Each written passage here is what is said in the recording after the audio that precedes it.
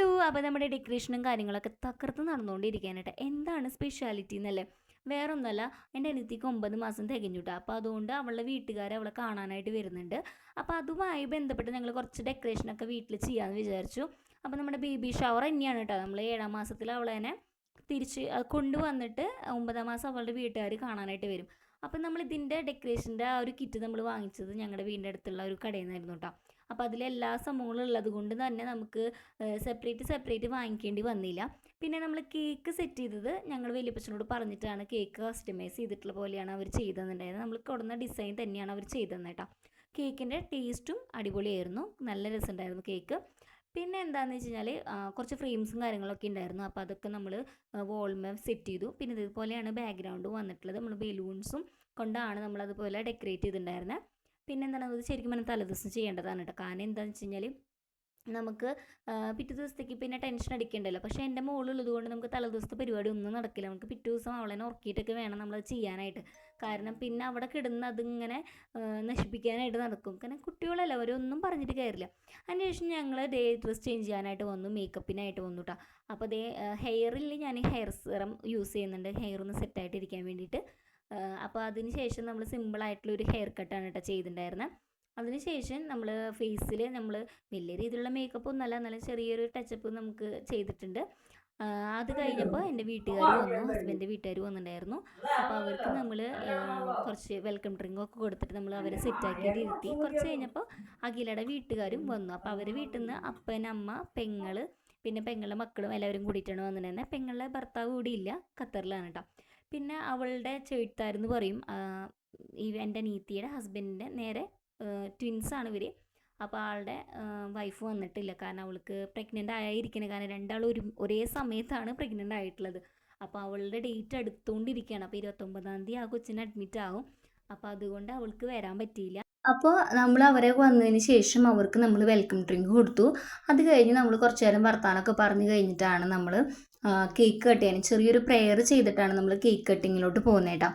അപ്പോൾ എൻ്റെ വീട്ടിൽ നിന്ന് എൻ്റെ ഡാഡി, മമ്മി, എൻ്റെ ഹസ്ബൻഡ്, ചേട്ടൻ്റെ വൈഫും ഉണ്ടായിരുന്നു. പിന്നെ എൻ്റെ അമ്മയുടെ അവിടെ വല്യമ്മ ഉണ്ടായിരുന്നു, വല്യപ്പ ഉണ്ടായിരുന്നു, പിന്നെ അമ്മു ഉണ്ടായിരുന്നു കേട്ടോ.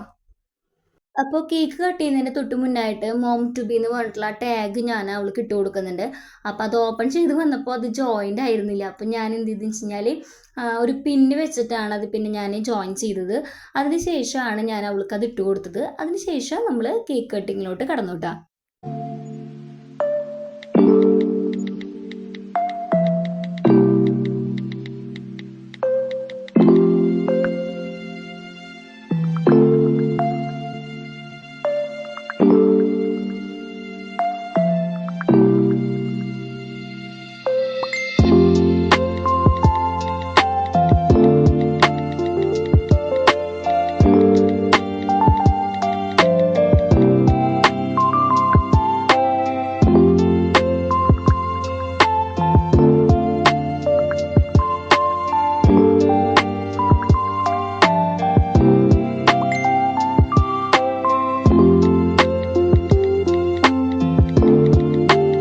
അത് കഴിഞ്ഞ് നമ്മൾ നേരെ ഭക്ഷണം കഴിക്കാനായിട്ട് ഇരിക്കുന്നുണ്ടായിരുന്നത്. അപ്പോൾ ഭക്ഷണത്തിന് എന്ന് വെച്ചാൽ നമ്മൾ ഒരു സ്ഥലത്ത് ഏൽപ്പിക്കുകയായിരുന്നു ചെയ്തിട്ടുണ്ടായിരുന്നത്. അപ്പോൾ അതിൽ മീൻകറി ഉണ്ടായിരുന്നു, ചിക്കൻ ഉണ്ടായിരുന്നു, പോർക്ക് ഉണ്ടായിരുന്നു, പിന്നെ ഒരു ഉപ്പേരി, ക്യാബേജും ഇട്ടുള്ള ഉപ്പേരി ഉണ്ടായിരുന്നു, പിന്നെ അച്ചാർ, സർലാസ്, പപ്പടം വരെ ഉണ്ടായിരുന്നു കേട്ടോ. അപ്പോൾ ഭക്ഷണമൊക്കെ അവരെല്ലാവരും കഴിച്ചു. അതിനുശേഷം അവരെ വീട്ടുകാരെ നമ്മൾ പറഞ്ഞു വെച്ചിട്ട്, അപ്പോൾ അതിൻ്റെ ക്ലിപ്പ് എനിക്ക് എടുക്കാൻ പറ്റിയില്ല. അതിനുശേഷം പിന്നെ ഞങ്ങൾ എല്ലാവരും ചായ കുടിക്കാനിരുന്നു. എൻ്റെ പപ്പ, മമ്മ, പിന്നെ ഹസ്ബൻഡ്, ചേട്ടനും വൈഫും എല്ലാവരും കൂടി ചായ കുടിക്കാനിരുന്നു. അങ്ങനെ അവർ വർത്താനൊക്കെ പറഞ്ഞു കഴിഞ്ഞിട്ട് അവരിന് യാത്രയാക്കാൻ കേട്ടോ. അപ്പോൾ അതിനിടയിൽ ഒരു കാര്യം ഞാൻ മറന്നുപോയി. എന്താണെന്ന് വെച്ച് കഴിഞ്ഞാൽ എൻ്റെ അനിയത്തിക്ക് അവർ ഗിഫ്റ്റ് ചെയ്തത് ഒരു കമ്മലാണ് കേട്ടോ. അപ്പോൾ അത് ഇട്ടിട്ട് ഉള്ള ഒരു ക്ലോസ് എടുക്കാൻ പറഞ്ഞപ്പോൾ ഞാൻ ജസ്റ്റ് അവൾക്ക് ഇട്ട് കൊടുക്കുകയാണ്, അത് ഇട്ടിട്ട് കാണാൻ വേണ്ടിയിട്ട് കേട്ടോ. അപ്പോൾ അതൊരു കമ്മൽ കൊടുത്തിട്ടുണ്ടായിരുന്നു. അപ്പോൾ ഇതാണ് കേട്ടോ കമ്മൽ.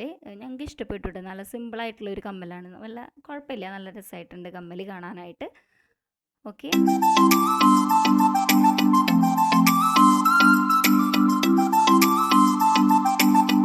അതിനുശേഷം എൻ്റെ വീട്ടുകാർ പോകാൻ വേണ്ടി നിൽക്കാനുണ്ട്. അപ്പോൾ ഭയങ്കര വാശിയായിരുന്നു. എൻ്റെ മോള് ആദ്യം വരാൻ കൂട്ടാക്കണേ ഇല്ലായിരുന്നു. ഭയങ്കര കരച്ചിലായിരുന്നു. അത് കഴിഞ്ഞ് വല്യപ്പനായിരുന്നു അവളുടെ കരച്ചിൽ മാറ്റിയത്. നമുക്ക് ടാറ്റ പോവാന്നൊക്കെ പറഞ്ഞിട്ടാണ് അവളെന്നെ കൊണ്ടുവന്നത്. അതിന് ശേഷം പിന്നെ അവൾ ഓക്കെ ആയിട്ടോ, കുഴപ്പമൊന്നുമില്ല. പിന്നെ അത് കഴിഞ്ഞപ്പോൾ അവരും പോവാൻ നിന്നു കേട്ടോ. അവർ തന്നെ നമ്മൾ യാത്രയാക്കണം. അപ്പോൾ കുറച്ച് സാധനങ്ങളൊക്കെ നമുക്ക് അവിടെ കൊണ്ടുവന്ന് കൊടുക്കാനുണ്ട്, പാത്രം കാര്യങ്ങളൊക്കെ കൊടുക്കാനുണ്ടായിരുന്നു. പിന്നെ എന്താണ്, അത്രേ ഉള്ളൂ ഇന്നത്തെ വീഡിയോ എന്ന് വെച്ച് കഴിഞ്ഞാൽ. നമുക്ക് അടുത്ത വീഡിയോയിൽ കാണാം. Ta-ta bye bye, see U.